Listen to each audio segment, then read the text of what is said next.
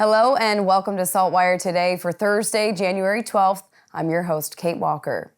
Depending on where you are across the province, you could be in for a messy mix of weather on the way. Rain, snow, wind, and the potential for freezing rain is on tap for the next few days in parts of Nova Scotia. Our weather specialist, Alistair Alders, is going to break down for us where it's coming from and what's to come. Thanks, Kate. Well, certainly the upcoming weekend is looking unsettled, but the next 5 to maybe even 7 days certainly looking unsettled here in Halifax, but it all kicks off tomorrow. And there's 3 main components I'm watching. The first is a Colorado low, which is currently south of the Great Lakes. The center of this low pressure system will move towards the northeast, passing through northwestern New Brunswick towards Newfoundland and Labrador as we go through the upcoming weekend. That's going to bring the main energy of precipitation and gusty winds tomorrow into Saturday. The second component is a cold front associated with this Colorado low. That frontal boundary will be stalling over the region, and there's a return flow of northerly winds behind the cold front. So as we go later Saturday and Sunday, the northerly winds mixing in with the precipitation could transition the rain that we receive on Friday and Saturday over to some freezing rain Saturday night into Sunday. So that is a concern for us in Nova Scotia. The third component is another low pressure system that will be developing along this frontal boundary between Cape Hatteras and Cape Cod. This weather system will start to progress towards the north as we go later Sunday and Monday. However, we have a large ridge of high pressure well offshore and another ridge of high pressure that will drift from Labrador north of Newfoundland, which is going to block this weather system from going anywhere. So that weather system will be stalling with us into early next week, bringing periods of precipitation possibly right up until Wednesday, maybe even Thursday.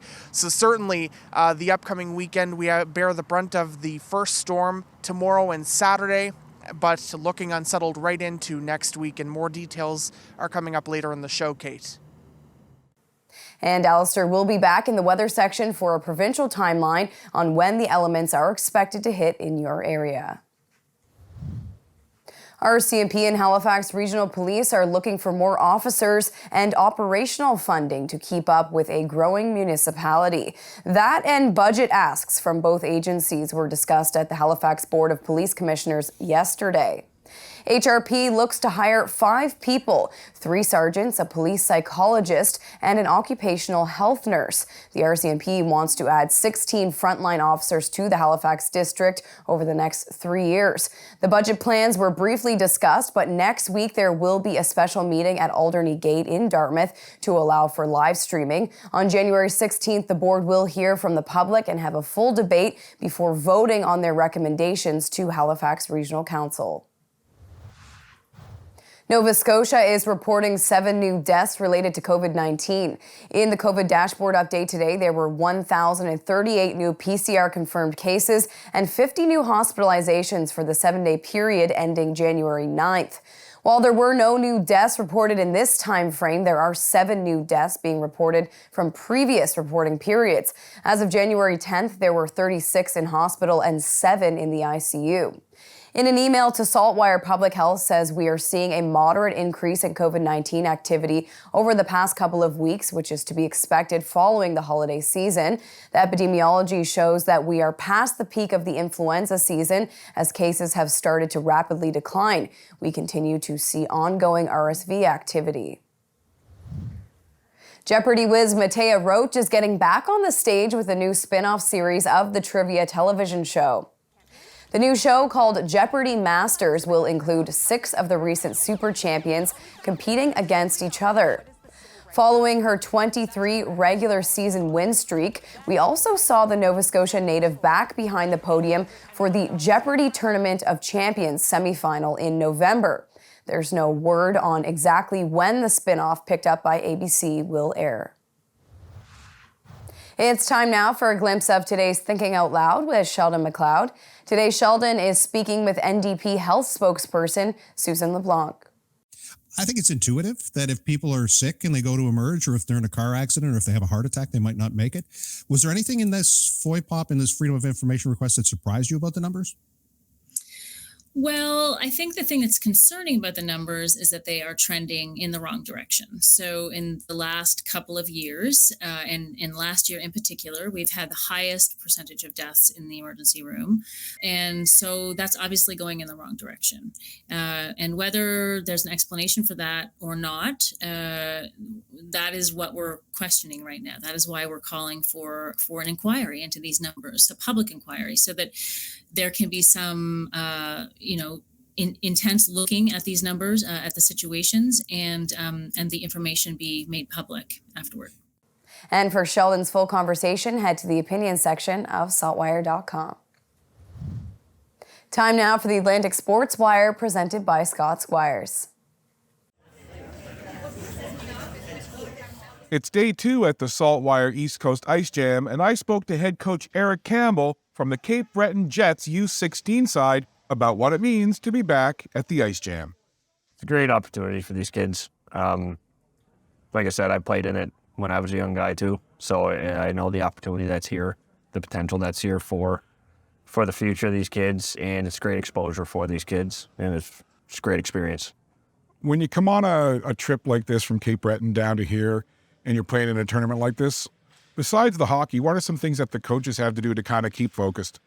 With our group chats, we try to line up, we'll try and get a supper in with them together now. A lot of the kids are at the same hotel as we speak now.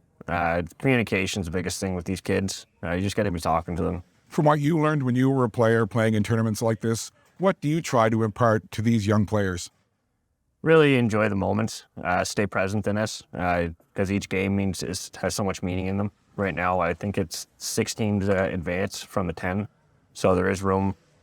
If you don't go undefeated, those two next games that you have are really big for them. So I think, like I said, staying in the moment with these guys and taking it shift by shift is the biggest thing. You can learn more about the Ice Jam by visiting their website, icejam.ca. In Lance, I'm Scott Squires for the Atlantic Sports Wire.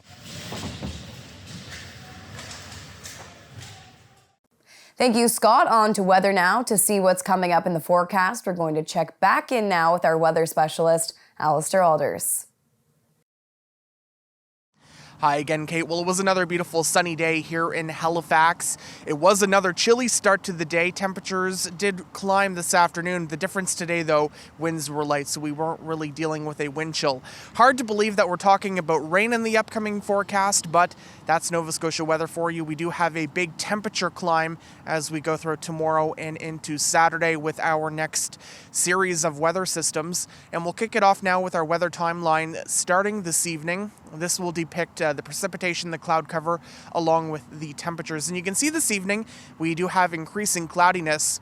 The precipitation from the Colorado low starts to arrive overnight tonight in parts of southwestern Nova Scotia, but the bulk of the energy moves eastward across mainland Nova Scotia on Friday morning, reaching Cape Breton late morning into the afternoon hours. Now, for most of us, at least for interior regions of Nova Scotia and over higher terrain, beginning as a period of snow, but forecast to change over to rain as temperatures will be climbing well above the freezing mark, as you can see.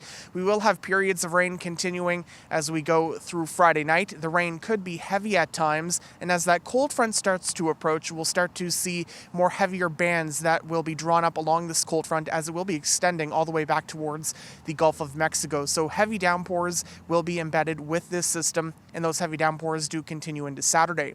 But along that cold front too, northerly winds will start to drop our temperatures, so we'll start to see the rain showers potentially mixing over with some freezing rain late Saturday and continuing on Sunday. That is a concern that we do need to watch out for. Looks most likely over higher terrain locations through the Annapolis Valley in northern Nova Scotia, but do have to watch for this risk across the entire province on Sunday.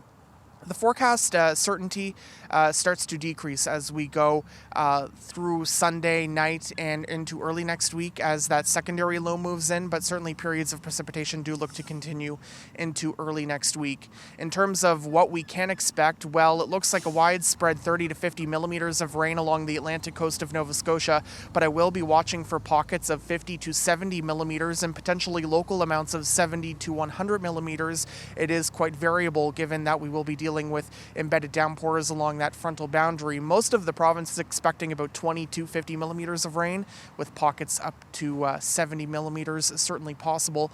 The snowfall, really not a huge concern for us, about 2 to 10 centimeters for those interior regions and over higher terrain. But given that some areas have some snow on the ground has started to freeze over the last few days.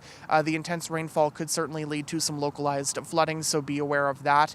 There is also the wind component to the system too. Southerly winds will pick up through Friday, gusting 50 up to 70 kilometers per hour, possibly as high as 80 kilometers per hour directly along the Atlantic coast of Nova Scotia. And we could see some wind gusts up to 130 between Marguerite Harbour and Bay St. Lawrence and Lake Wets winds. Winds do turn northerly and diminish somewhat as we go through Saturday and Saturday night, but still gusty into Sunday. And that's why we will see temperatures start to fall off thanks to those northerly winds. So there is still some forecast uncertainty with this system, keeping a very close eye on it. And we'll have another update here for you tomorrow on SaltWire Today. And of course, details anytime at saltwire.com/weather.